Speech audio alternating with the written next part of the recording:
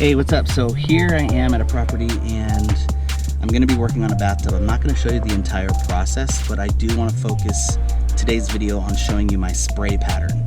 And so once I get everything prepped and ready, I'm going to show you guys how I spray, including the gun settings. So this is the tub. I walked in and my initial thought was, oh, okay, it's been coated before. But then I went down and I felt it and I realized that it was just literally just soap scum. So it's going to be just some deep cleaning before I get this thing ready and prepped. So I went ahead and primered the bathtub. Just a real quick thin coat, nothing really for adhesion, mainly just to prevent any fish eyes, just kind of like a stain blocker. So now I'm going to get ready. I've got it primered and now I'm going to get ready to set my gun. My first setting I call it like the 11 o'clock, 8 o'clock. So I always start my first coat at 11 o'clock, which is high pressure, max pressure, almost max, 12 o'clock's max. But it atomizes the paint particles to really small particles that just give it a real light coat. And then I open that up. That's for the paint. I open that up usually about 1.5 turns open to the left, which allows for the amount of paint to get pushed through. So I'll go ahead and do that, and then I always have it set for a vertical spray pattern. And just to note, I use the Titan Capspray Maxum 2 HVLP spray gun. So primer is dry, lightly sanded and tack clothed, and now I'm gonna get ready to spray.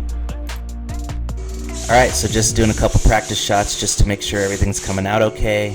And then I always start on the right corner and just slide on over. I do about a 50% overlap, and I'm always making sure that I just do one pass. It's real easy to get anxious or excited, and then you're doing multiple passes, which could lead to runs or drips. And I'll just keep going, single pass, and then I'll go to the bottom, 50% overlap, just really getting it kind of tacky so that way with my next coat everything sets up really well.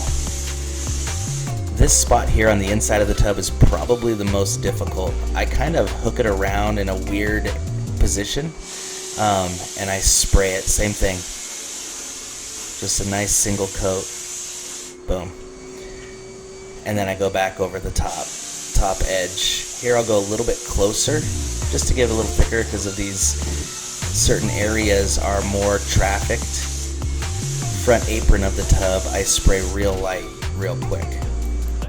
Alright, so I'm going to get ready to set up my gun for the second coat. And this is why I call it 11 o'clock, 8 o'clock, is because I'll rotate my dial for the air pressure to 8 o'clock. And that way it allows less air pressure, and then I will also open up the paint a little bit more. So for the second coat, I've got a little bit of a smaller pattern, but it's thicker. And then I'll go over, and I'll even go a little bit slower. You gotta be very careful here as well not to do more than one pass because it is thicker and you do want to prevent any runs or drips.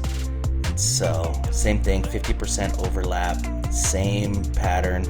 Some guys might choose to like cross spray where they'll go, instead of vertical, they'll go horizontal, back up. I just don't like to do it on a tub.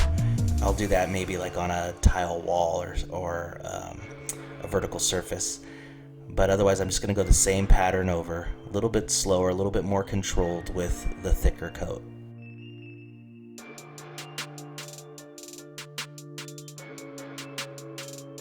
And then when I get to the bottom, I actually spray a little bit closer and slower, so it gives it a nice thick overlap coat. Same thing, 50% overlap, but just nice and thick on the bottom. Nice and slow. Just a little more controlled with the second coat. Here's my crazy spray pattern from the inside. Well, same spray pattern, but it's just mainly how I hold it. You also have to be careful with the hose. They do have swivels for the hose, but I don't use one. And then just back over here, same thing. I'll just go slow and a little closer. I like it nice and thick on that flat surface. And then I finish off just with the front apron. And any reglazers know it's so difficult stepping in that front apron on that paper and not having it stick to your shoe.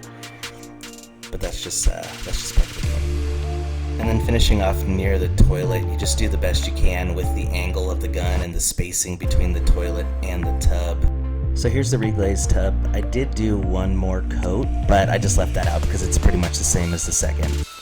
So there you have it. Now the customer just needs to let the tub sit for 48 hours before they can use it, and it's good to go.